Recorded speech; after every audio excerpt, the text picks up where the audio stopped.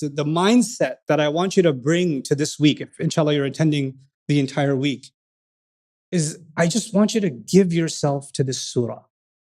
When you're here and when you're not here, you're just in it. This is your world for the next week. And I'm telling you this because that's what I'm doing. My mind is engrossed inside of this surah every single day. And this week, I'm diving in. This is my world. And this is a really beautiful thing to do. Like I see it as, Allah describes his ayat in one place in the Qur'an. He describes them as risalati Rabbi, letters or messages from my master. I think of it as Allah has written me personally a letter. He's given me this personal message, and I'm going to do everything I can to immerse myself in every word and everything I can get out of this message. It's valuable to me.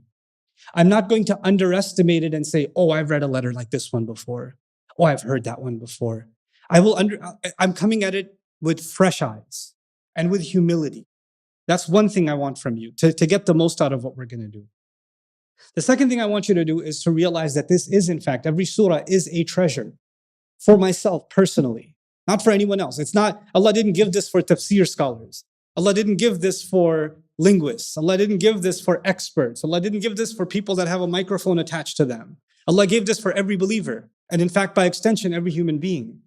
And so if I'm lucky enough, I'm fortunate enough to know that Allah has given me this message, then I'm going to treasure these words, right? I'm going to be focused on them and give myself to them, which then leads me to the next bit of advice.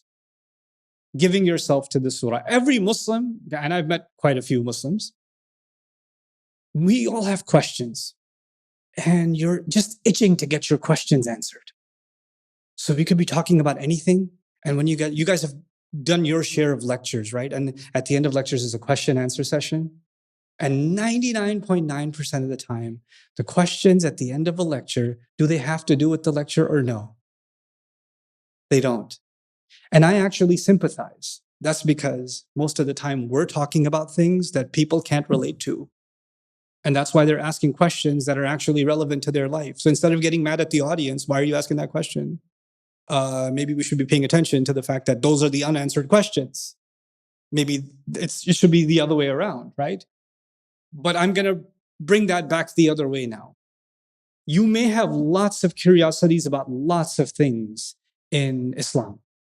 And you might find this as an opportunity to think about those questions or get a chance to ask that question. Like some of my favorites, I wrote some of them down. What time should Elon Musk do iftar from the moon?